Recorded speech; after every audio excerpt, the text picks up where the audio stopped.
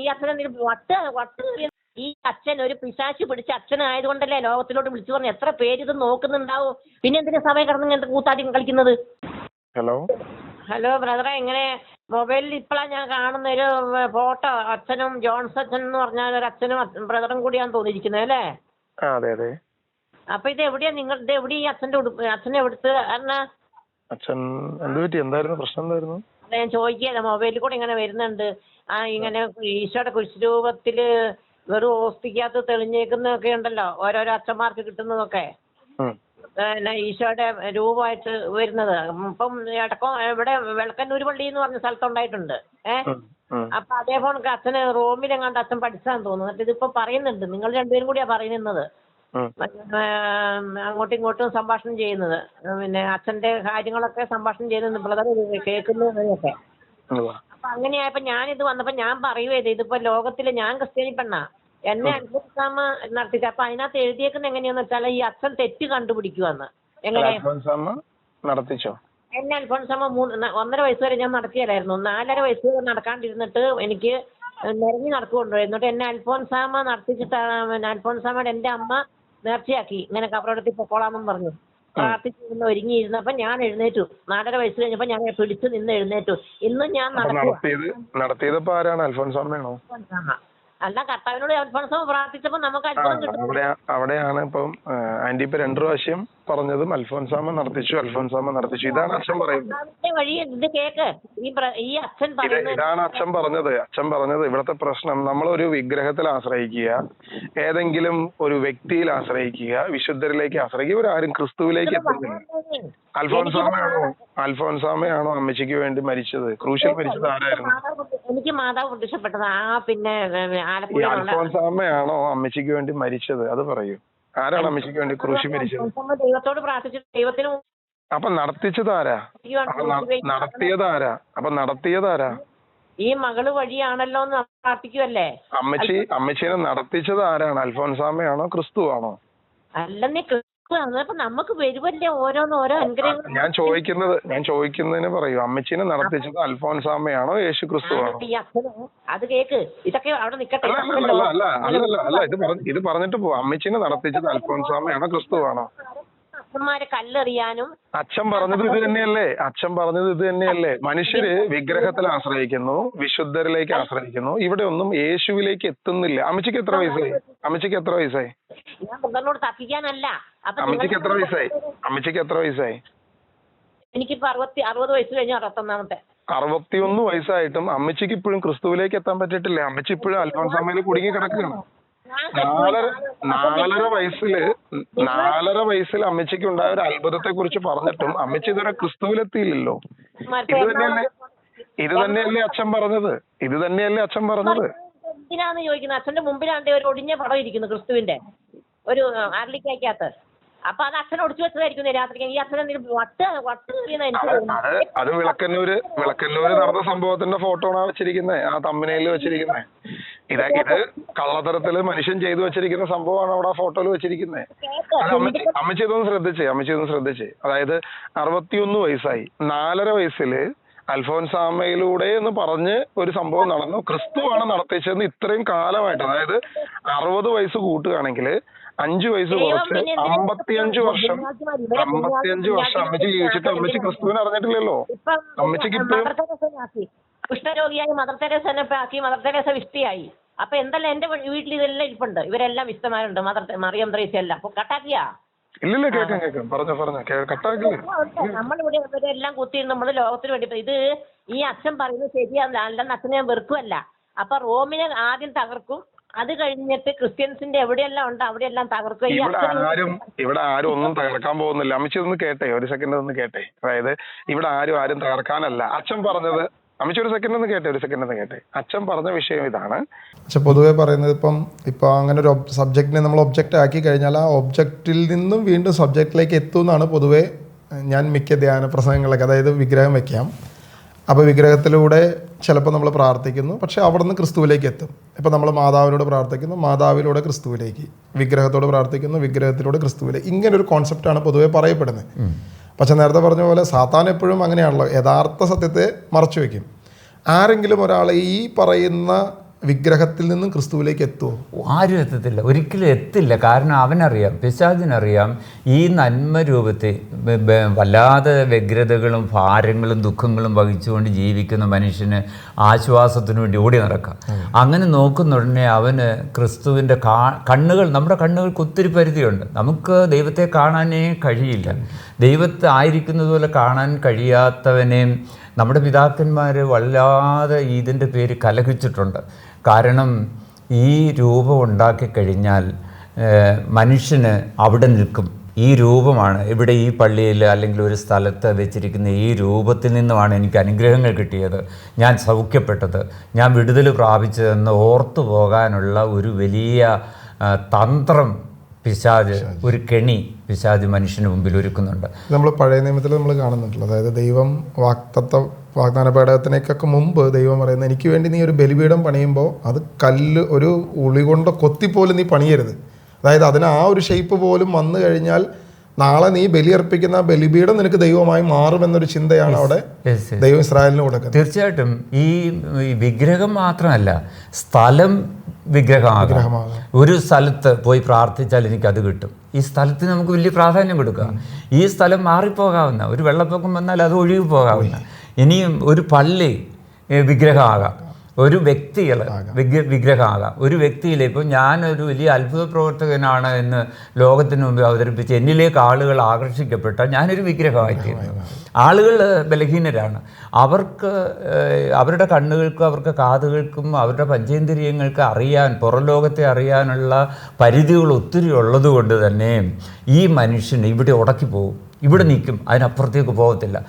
അതായത് 60 വയസ്സായ അമ്മച്ചിക്ക് 5 വയസ്സിൽ നടന്ന ഒരു അത്ഭുതം ഇപ്പോഴും ക്രിസ്തുവാണ് ചെയ്തതെന്ന് ബോധ്യത്തിലേക്ക് വന്നിട്ടില്ലെങ്കിൽ അവിടെ ഏറ്റവും ആദ്യം മനസ്സിലാക്കുക, കേക്ക് അമ്മച്ചി കേക്ക്, അമ്മച്ചി ഒന്ന് കേക്ക്, അത് കഴിഞ്ഞിട്ട് ഞാൻ സമയം തരാം, അമ്മച്ചി പറയാൻ സമയം തരാം. ഞാൻ അമ്മച്ചി ഇതൊന്ന് കേട്ടെ. ഇവിടെ പ്രശ്നം ഇതാണ്, നിങ്ങൾ ക്രിസ്തുവിലേക്ക് എത്തണം, അല്ലേ നിങ്ങൾ വിഗ്രഹത്തിൽ വട്ടം ചുറ്റിപ്പോകും, യേശുവിൽ എത്തില്ല. ഈ അച്ഛൻ ഒരു പിശാച് പിടിച്ച അച്ഛനായതുകൊണ്ടല്ലേ ലോകത്തിലോട്ട് വിളിച്ചു പറഞ്ഞു. എത്ര പേര് ഇത് നോക്കുന്നുണ്ടാവും. വെറുതെ കല്ലെറിയാൻ വന്നിട്ട് കല്ലെറിഞ്ഞു കഴിഞ്ഞിട്ട് അയ്യോ ദൈവമേ ഞാനിത് പറഞ്ഞിട്ടാണോന്ന് ഈ അച്ഛൻ ചിന്തിക്കൂലേ അവസാനം? എറണാകുളത്ത് കുറെ മമ്മതംകാര് നെളിഞ്ഞു മറന്നു ഒപ്പിയാ മറിഞ്ഞു നടന്നു. എന്നിട്ട് ഇപ്പൊ അവർക്കൊരു ബിഷപ്പിനെയും കിട്ടിയിട്ടുണ്ട്. അപ്പൊ ഇങ്ങനെ കുറെ പേര് സഭയെ കിടന്നുകൊണ്ട് കുത്തിത്തിരിപ്പ് ഉണ്ടാക്കിയിട്ട് അവസാനം അയ്യോ പിതാവേ ക്ഷമിക്കണേന്ന് പറഞ്ഞ് കാലേ വീണിട്ട് കാര്യമുണ്ടോ? അമ്മച്ചി ഒന്ന് കേട്ടെ ഒരു സെക്കൻഡ്. അതായത് അമ്മച്ചിക്ക് വേദന ഉണ്ടാക്കുന്ന എന്താ ഇതിനകത്ത് പറഞ്ഞേ? തട്ടി വിടരുത് അച്ഛൻ, ഇങ്ങനത്തെ ഒന്നും ലോകത്തെ അറിയിക്കരുത്. എന്നാലേ അമ്മച്ചിക്ക് വേദന ഉണ്ടാക്കുന്ന എന്ത് കാര്യം പറഞ്ഞു? വിഗ്രഹത്തിൽ ആശ്രയിക്കരുതെന്ന് പറഞ്ഞാണ് അമ്മച്ചിക്ക് വേദനയായത്. ക്രിസ്തുവിലേക്ക് തിരിയണമെന്ന് പറഞ്ഞാണ് അമ്മച്ചിക്ക് വേദനയായത്. എന്ത് പറഞ്ഞത് അമ്മച്ചിക്ക് വേദനയായേ? വേദനയായിട്ടല്ല, ഇങ്ങനത്തെ തട്ടി വിടുന്നു. ഇതിപ്പോ അമ്മച്ചിപ്പോ പറഞ്ഞല്ലോ പിശാച് പിടിച്ചതാണ് അച്ഛൻ എന്ന് പറഞ്ഞല്ലോ. ഒരു സെക്കൻഡ് ഒന്ന് കേട്ടെ, ഒരു സെക്കൻഡ് അച്ഛനല്ലേ പറഞ്ഞത്? കിട്ടിക്കോട്ടെ, കിട്ടിക്കോട്ടെ. ഈ അച്ഛൻ എന്തുകൊണ്ട് അത്ഭുതം കിട്ടാത്തത്?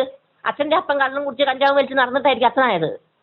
പിന്നെ എന്തിനാ സമയം കിടന്ന് ഇങ്ങനത്തെ കൂത്താടി കളിക്കുന്നത്?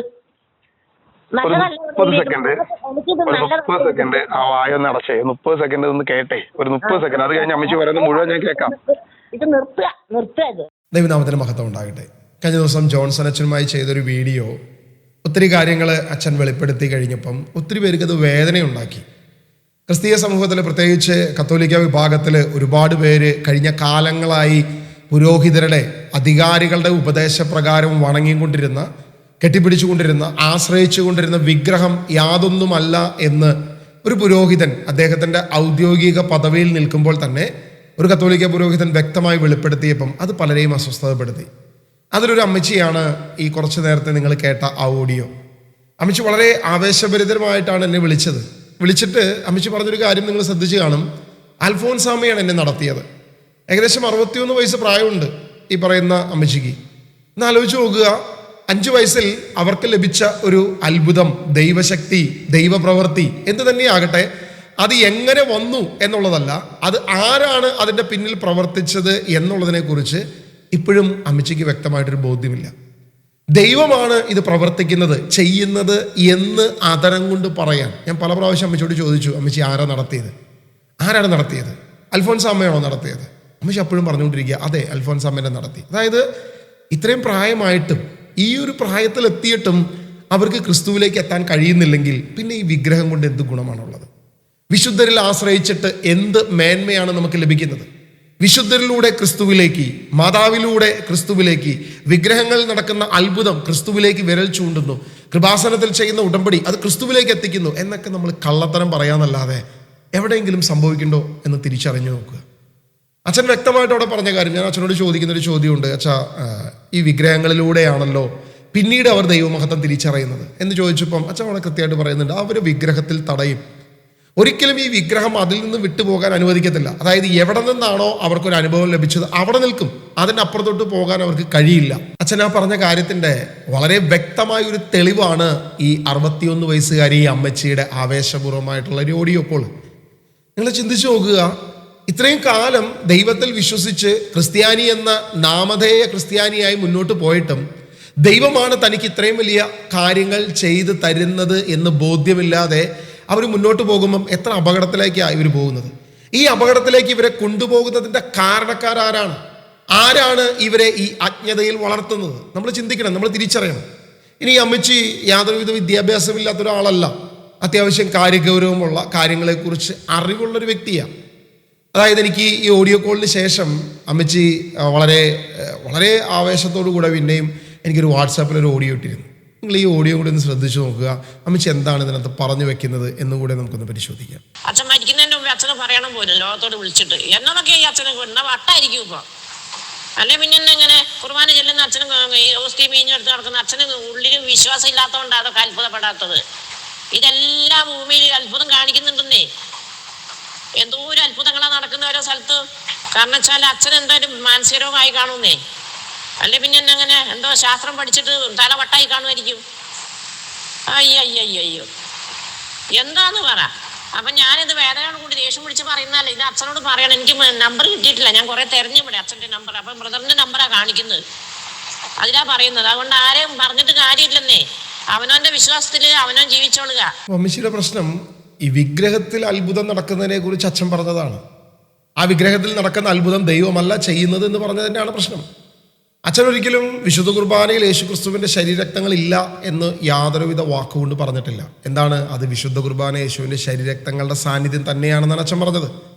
പക്ഷേ ഇതിന് കൃത്രിമം നടക്കുന്ന രീതിയിൽ അത്ഭുതങ്ങൾ കാണിക്കുക, അതായത് ലോകത്തെ ഏറ്റവും വലിയ അത്ഭുതം എന്ന് പറയുന്നത് വിശുദ്ധ കുർബാനയാണ്.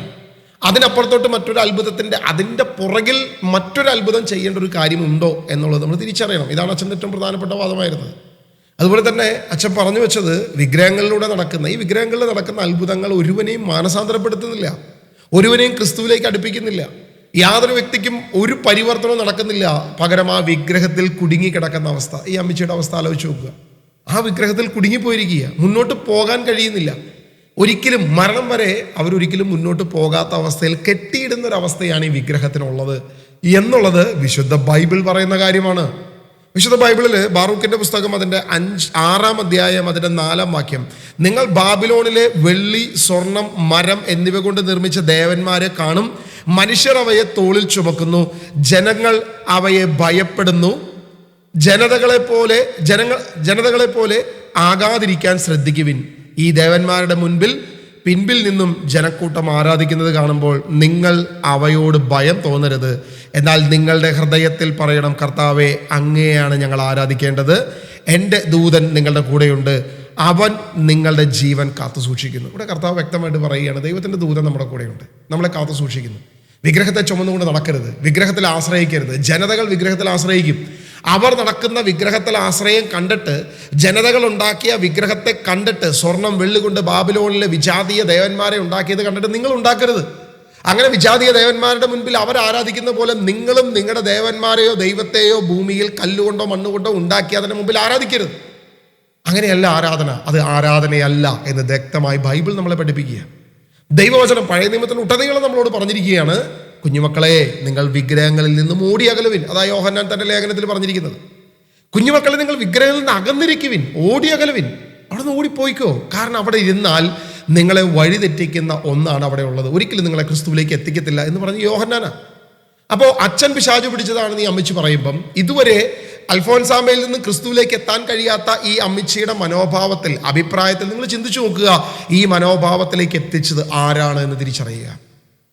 പിശാച് പിടിച്ചു എന്ന് പറയുമ്പോഴും, അല്ലെങ്കിൽ ഇത്രയും ആവേശത്തോടുകൂടി ഇങ്ങനെയുള്ള കാര്യങ്ങൾ പറയുമ്പോഴും അപ്പോസ്തലനായ യോഹന്നാൻ പറയുക, കുഞ്ഞുമക്കളെ നിങ്ങൾ വിഗ്രഹങ്ങളിൽ നിന്ന് അകന്നിരിക്കുവിൻ. ഇത് തന്നെയല്ലേ ജോൺസൺ അച്ഛനും പറഞ്ഞത്. അപ്പൊ യോഹന്നാനെ അമ്മച്ചി എന്ത് പറയും? യോഹന്നാൻ ആരാണ്, എന്താണ് ഒന്ന് പറയണം അമ്മച്ചി. ഇനി അതല്ല, തൊട്ടപ്പുറത്തോട്ട് നമ്മൾ വീണ്ടും ചിന്തിച്ചു നോക്കുക, പഴയ നിയമത്തിലെ പ്രവാചകന്മാർ ഉടനീളം പറഞ്ഞത് അത് തന്നെയാണ്. അപ്പോസ്തലനായ പൗലോസ് ഇതേ കാര്യം തന്നെ വെളിപ്പെടുത്തുന്നുണ്ട്. അപ്പസ്തോലന്മാർ മുഴുവൻ പറഞ്ഞത് വിഗ്രഹങ്ങളിൽ നിന്ന് അകന്നിരിക്കുക എന്നുള്ള ഒറ്റ ഉപദേശമായിരുന്നു. ആദിമ സഭാപിതാക്കന്മാർ ശക്തമായിട്ട് എതിർത്ത വിഷയമായിരുന്നു. എന്നിട്ടും നമുക്ക് ആശ്രയിക്കാൻ, പ്രാർത്ഥിക്കാൻ, ആരാധിക്കാൻ ഒരു വിഗ്രഹമില്ലാതെ നടക്കത്തില്ല എന്ന അവസ്ഥയിലേക്ക് കടന്നു വരിക. അമ്മച്ചി ഇനി ശാസ്ത്രം പഠിച്ച് അച്ഛന് വട്ടായതാണോ എന്ന് ചോദിച്ചതിന് അമ്മച്ചി അത് നിർത്തുന്നില്ല. ശാസ്ത്രത്തെക്കുറിച്ച് ഒരു വിശകലനം കൂടി അമ്മച്ചി നടത്തുന്നുണ്ട്. അതുകൂടി എന്തായാലും ഒന്ന് കേൾക്കാം. പിന്നെ റോക്കറ്റുകളില് ഇപ്പം പിന്നെ അനിത വില്യംസ് വീട്ടിലേക്കൊന്നും കണ്ടില്ലേ, രണ്ടുപേര് പോയിട്ട് അത് ഞാൻ്റെ തലയിലോട്ടാ വീഴുന്നത്. ഉൽക്ക വീണ്, സ്കൈലാവ് വീണ്, ഇനിയിപ്പോ ഇതും കൂടെ വീഴുകയാണ്. ഒരു 10 ഏക്കർ സ്ഥലത്തിന്റെ നീളവും വീതിയുള്ള ഒരു സാധനമാണ് ആകാശത്ത് കിടന്ന് കളിക്കുന്നത്. അതിന്റെ വായു തീരുമ്പോ എവിടെയോ വീഴുന്നുണ്ട്. അപ്പൊ അത് ഈ അച്ഛനെ കൊണ്ട് നിർത്താൻ പറ്റുമോ? പോലും താങ്ങി പിടിച്ച് നിർത്താൻ പറ്റുവാ? അമ്മച്ചിയുടെ വേദനയാണ്. കാരണം ഉൽക്ക വീണു, സ്കൈലാവ് വീണു, പിന്നെ സുനിത വില്യംസ് ആയിരിക്കും, ആരുമാകട്ടെ, പോയി ഇവിടെ നിൽക്കുകയാണ്. അപ്പോൾ അത്യാവശ്യം സ്പേസിൽ നടക്കുന്ന കാര്യങ്ങളെക്കുറിച്ച് പോലും അറിവുള്ളൊരു അമ്മച്ചിയാണെന്നുള്ളത് ചിന്തിച്ച് നോക്കുക. അതായത് ഒരു വിദ്യാഭ്യാസമില്ലാത്ത, കാര്യങ്ങളെക്കുറിച്ച് യാതൊരുവിധ അറിവുമില്ലാത്ത ഒരാളല്ല. അത്രയും കാര്യങ്ങളെക്കുറിച്ച് അറിവുണ്ട് എന്ന് പറയുമ്പോഴും ദൈവത്തെക്കുറിച്ച് മാത്രം അറിയുന്നില്ല, ദൈവത്തെക്കുറിച്ച് മാത്രം യാതൊന്നും അറിയുന്നില്ല. അവരുടെ വിശ്വാസത്തിൽ അന്ധത ബാധിച്ചൊരവസ്ഥ. ആരാണ് ഇതിൻ്റെ കാരണക്കാരൻ? ആരാണ് നമ്മളെ വിഗ്രഹത്തിൽ കെട്ടിയിട്ടിരിക്കുന്നത്? ഒരു പശുവിനെ ഒരു പാടത്തൊരു കുറ്റിയിൽ കെട്ടിയിട്ട പോലെ അതിൻ്റെ അപ്പുറത്തോട്ട് നീ പോകരുത് എന്ന് പറയുന്ന നമ്മുടെ അധികാരികൾ ഈ വിഗ്രഹത്തിൽ നമ്മളെ കെട്ടിയിട്ടിരിക്കുകയാണെന്നുള്ള തിരിച്ചറിവ്. ഞാനും ഒരു ക്രിസ്ത്യാനിയാണ് എന്ന് അമ്മച്ചി പറയുമ്പം യാതൊരുവിധ ക്രിസ്തീയതയും അമ്മച്ചിയുടെ ഉള്ളിലോ വാക്കുകളിലോ ഇല്ല എന്നുള്ളത് ചിന്തിക്കുമ്പം സത്യം പറഞ്ഞ വേദന തോന്നുക. അമ്മച്ചിയുടെ അവസാനത്തെ ആ ആകുലത കൂടി പങ്കുവെച്ചിട്ട് നമുക്കിത് അവസാനിപ്പിക്കാം. അച്ഛൻ പിന്നെ എന്നൊക്കെ ഈ വിവരം കേട്ടത് ഇങ്ങനെ പറയുന്നത് സിസ്റ്റർമാരും അച്ഛന്മാരും ഉള്ളവർ ജീവിക്കട്ടെന്നേ. അല്ലെങ്കിൽ വിശ്വാസികൾ കാണൂലല്ലോ. ഓരോരോ മതത്തിലും വിശ്വാസം ഉണ്ടല്ലോ. ഹിന്ദു മതത്തിലെ അമ്പലത്തിൽ പോയി കഴിഞ്ഞാൽ അവിടെ വിശ്വാസമുണ്ട്, അത് ചെയ്യുന്നു. മുസ്ലിംസിന്റെ അമ്പലത്തിൽ പോയി കഴിഞ്ഞ് കഴിഞ്ഞാൽ അത് മുസ്ലിംസുകളുടെ പള്ളിയിൽ പോയി അത് ചെയ്യുന്നു. ക്രിസ്ത്യൻസും ചെയ്യട്ടെന്നേ. പിന്നെ അച്ഛൻ എന്തിനാ ഇങ്ങനത്തെ ഈ തോന്നിയാസ്തരം വിളിച്ചു പറയുന്നത്? ഇങ്ങനെയൊന്നും വിളിച്ചു പറയരുത് എന്നുള്ളതാണ് അമ്മച്ചിയുടെ പ്രധാനപ്പെട്ട അഭിപ്രായം. ഇങ്ങനെയൊന്നും പറയരുത്. കണ്ടോ, ഹിന്ദുക്കൾ അവിടെ അമ്പലത്തിൽ പോകുമ്പോൾ നടക്കുന്നുണ്ടല്ലോ, മുസ്ലിംസ് അവരുടെ മോസ്കിൽ പോകുമ്പം, അവരുടെ പള്ളിയിൽ പോകുമ്പോൾ നടക്കുന്നുണ്ടല്ലോ. അതുപോലെ ക്രിസ്ത്യാനികളും ആകട്ടെ. ആലോചിച്ച് നോക്കുക. അതായത് ഒരു ക്രിസ്ത്യാനി തനിക്ക് ലഭിച്ച ദൈവവചനത്തെ ശ്രേഷ്ഠമായി കരുതരുത്, പകരം മറ്റുള്ളവരെങ്ങനെ പോകുന്നോ അതുപോലെ തന്നെ പോകണം. കണ്ടോ, അവരവരുടെ വിഗ്രഹത്തിൽ ആശ്രയിച്ചിട്ട് നടക്കുന്നുണ്ടല്ലോ. അപ്പോൾ പിന്നെ നമുക്ക് എന്തുകൊണ്ടായിക്കൂടാ? അതെ, നമുക്ക് മാത്രമേ നടക്കില്ല എന്നാണോ പറയുന്നത്? ഇതാണ് ഒരു ക്രിസ്തീയ വിശ്വാസിയുടെ മാക്സിമം ലെവൽ. വിഗ്രഹത്തിൽ ആശ്രയിക്കുന്ന, വിഗ്രഹത്തിലൂടെ അത്ഭുതം നടക്കുന്ന, ആ അത്ഭുതത്തിൽ ആശ്രയിച്ച് മുന്നോട്ട് പോകുന്ന ഒരു വ്യക്തി നേരത്തെ പറഞ്ഞ പോലെ ഒരു പാടത്ത് കെട്ടിയിട്ട, ഒരു കയറിൽ കെട്ടിയിട്ട ഒരു പശുവിനെ പോലെയാണ്. അതിൻ്റെ അപ്പുറത്തോട്ട് പോകാൻ യാതൊരു വിധത്തിലും അനുവദിക്കാത്തൊരവസ്ഥയാണ്. എന്നിട്ട് ഈ അച്ഛൻ എന്നെ പിശാച് പിടിച്ച അച്ഛനാന്ന് തോന്നുന്നല്ലോ. ഇതാ മുഖമില്ല. ഞാനിത് ആരെ കുറ്റം പറയുന്നല്ല. ഈ അച്ഛന്മാരും സിസ്റ്റർമാരും കൂടെ ഉടുപ്പൂരി ഇറങ്ങുന്നതും കുറെ പേര് കുത്തിയിരുന്ന് പറയും. അപ്പൊ അച്ഛന്മാര് പിന്നെ ഈ സിസ്റ്റർമാരും വീട്ടിലിരുന്ന് പിന്നെ മറ്റുള്ളവരുടെ കട്ടും പെറുക്കിയിട്ടാണ് ഈ അച്ഛന്മാരാകാൻ പോകുന്നത്. അവിടെ ചെല്ലുമ്പോൾ അവര് നല്ലവര്, എന്നിട്ട് അല്ലാത്തവര് വീട്ടിൽ കുത്തിയിരുന്ന് കരഞ്ഞിട്ട് അവര് പിന്നെയും തൂമ്പാപ്പണി. ഇങ്ങനെയൊക്കെ ഭൂമിയിൽ നമ്മുടെ മുമ്പില്, എനിക്കിപ്പോൾ 61 വയസ്സുണ്ട്, ഈ നമ്മുടെ മുമ്പിൽ കൂടെ ഇവരിങ്ങനെ അച്ഛന്മാരാകാൻ സിസ്റ്റർമാരാകാൻ പോകുമ്പോൾ അവരുടെ വീട് രക്ഷപ്പെടും. എന്നിട്ട് അവർ അതായി കഴിയുമ്പോഴത്തേക്ക് അവർ ഉടുപ്പ് ഊരി ഇറങ്ങുന്നു, ഒന്നല്ല അച്ഛനെ കൊണ്ട് ഇറങ്ങുന്നു, അല്ലെങ്കിൽ കന്യാസ്ത്രീയെ കൊണ്ട് ഇറങ്ങുന്നു. ഇത് ഇന്ന് വരെ ഭൂമി സംഭവിച്ചുകൊണ്ടിരിക്കുക. അപ്പം ആ അച്ഛനോട് പറയുക, അച്ഛാ ഇങ്ങനെയൊന്നും പറയരുതെന്ന്, നിങ്ങൾ രണ്ടുപേരും കൂടെ കൂട്ടോ. എനിക്ക് വേദനയുള്ളതുകൊണ്ട് ഞാൻ പറഞ്ഞുതരാം. എനിക്കിതിനു മുമ്പ് ഒരു 2007 എനിക്ക് മാതാവും വന്നതാ. പക്ഷെ ഞാൻ പുറത്തു പോയി പറയുന്നില്ല. യേശുവേ, നമ്മുടെ പിന്നെ പള്ളിയിൽ പോയി പ്രാർത്ഥിക്കും, അത്ര തന്നെ. ഇതൊന്നും പറയരുതെന്ന് പറയും. മരുന്ന് കടന്നിട്ട് തുപ്പിയ മരുന്ന് തന്നെയല്ലേ കേട്. ഈ അച്ഛൻ ഇത്രയും 1984 പോലും അച്ഛനായത്.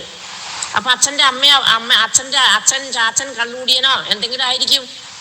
അതായിരിക്കും ഈ അച്ഛനും അത് അറിയിക്കുന്നത്. അല്ല പിന്നെ എന്തായാലും നിനക്ക് പറയണ്ടേ എൻ്റെ അപ്പോ. അമ്മച്ചിയുടെ ആകുലത നിങ്ങൾ ശ്രദ്ധിച്ചോ? അതായത് അച്ഛനും കന്യാസ്ത്രീമാരും ഒക്കെ അവർ പണം ഉണ്ടാക്കി നടക്കുന്നു എന്നുള്ളതാണ് അമ്മച്ചിയുടെ ഒരു ആകുലത. ഒരു പക്ഷേ ഏതെങ്കിലും അച്ഛന്മാരിൽ നിന്നൊക്കെ കിട്ടിയ വല്ല മുറിവൊക്കെ ആയിരിക്കാം അമ്മച്ചീനെ കൊണ്ട് അങ്ങനെ പ്രതികരിപ്പിച്ചത്. എന്തുമാകട്ടെ, ഇവിടുത്തെ ഏറ്റവും വലിയൊരു പ്രശ്നം അച്ഛൻ പിശാച് പിടിച്ചതാണെന്ന് അമ്മച്ചി പറയുമ്പം വിഗ്രഹത്തിൽ ആശ്രയിക്കുവാൻ തക്കവണ്ണം, എന്നാൽ അവസാനം ഈ അച്ഛന്മാർക്കും സിസ്റ്റേഴ്സിനും അൽമായർക്കും ഒക്കെ എതിരാകാൻ തക്കവണ്ണം ഈ അമ്മച്ചിയെ അത്രത്തോളം അന്ധമാക്കി വെക്കുന്ന ഒരവസ്ഥ.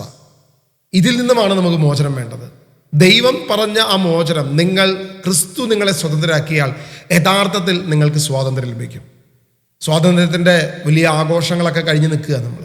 യഥാർത്ഥ സ്വാതന്ത്ര്യം ബ്രിട്ടീഷുകാർ തരുന്നതല്ല, ക്രിസ്തു നമുക്ക് തരേണ്ടതാണ് ആ സ്വാതന്ത്ര്യം. ആ സ്വാതന്ത്ര്യം നമുക്ക് തുറന്ന് ചിന്തിക്കുവാൻ, യഥാർത്ഥ സത്യത്തിൻ്റെ വെളിപ്പാടിലേക്ക് നമ്മൾ തിരിച്ചറിയുവാൻ, നമ്മളെ സ്വതന്ത്രരാക്കുന്ന സത്യം നിങ്ങൾ അറിയുകയും ആ സത്യം ദൈവവചനമാണെന്നും ആ വചനം നമ്മളെ സ്വതന്ത്രരാക്കുമെന്നും അതൊരിക്കലും നമ്മളെ അന്ധമായി മൂടിയിടില്ല എന്നുള്ളൊരു ചിന്ത കൂടെ നമുക്ക് വേണം. ആരാണ് നമ്മളിങ്ങനെ ആക്കുന്നത്? പ്രിയമുള്ളവരെ, തിരിച്ചറിയുക, തിരിച്ചു വരിക സകല വിഗ്രഹങ്ങളോടും. അപ്പോസ്തലനായ യോഹന്നാൻ പറഞ്ഞ പോലെ, കുഞ്ഞുമക്കളെ നിങ്ങൾ വിഗ്രഹങ്ങളിൽ നിന്നും അകന്നിരിക്കുവിൻ. ആ വിഗ്രഹങ്ങളിൽ നിന്ന് അകന്നിരുന്നാൽ നിത്യരക്ഷ, നിത്യജീവനാകുന്ന ക്രിസ്തുവിലേക്ക് നിങ്ങൾക്ക് ആശ്രയിക്കാൻ സാധിക്കും. യാതൊരു വിഗ്രഹത്തിൽ നടക്കുന്ന അത്ഭുതങ്ങളോ അടയാളങ്ങളോ അത് ദൈവത്തിൽ നിന്നല്ല, സാത്താനികമാണ് എന്ന തിരിച്ചറിവ് നമുക്ക് ഇനിയെങ്കിലും ഉണ്ടാകണം. ഏതെങ്കിലും ഒരു വിഗ്രഹത്തിൽ നിന്ന് തേൻ വന്നിട്ടോ പാല് വന്നിട്ടോ കണ്ണുനീര് വന്നിട്ടോ വേണ്ട ദൈവത്തിൻ്റെ അത്ഭുതം മനസ്സിലാകാൻ. അങ്ങനെ അത്ഭുതം നോക്കി നടക്കുന്നവൻ ഈ നശിച്ച തലമുറ അടയാളങ്ങൾ അന്വേഷിക്കും. എന്നാൽ അവർക്ക് ലഭിക്കുന്ന ഏക അടയാളം യോനായുടെ അടയാളമല്ലാതെ മറ്റൊരു അടയാളമില്ല എന്ന് പറഞ്ഞ സത്യദൈവമായ യേശു ക്രിസ്തുവിൽ വിശ്വസിച്ച്, യേശുവിനെ ആരാധിച്ച്, യേശു ഏകരക്ഷകനെന്ന് ഏറ്റുപറഞ്ഞുകൊണ്ട് സത്യദൈവത്തിലുള്ള ആത്മാവിലും സത്യത്തിലുള്ള ആരാധനയിൽ, വിശുദ്ധ കുർബാന കേന്ദ്രീകൃതമായ ഏക ആരാധനയിൽ മുന്നോട്ട് പോകുവാൻ ദൈവം നമ്മെ ബലപ്പെടുത്തട്ടെ, ദൈവം നമ്മെ ശക്തിപ്പെടുത്തട്ടെ എന്ന് പ്രാർത്ഥിക്കുന്നു. God bless.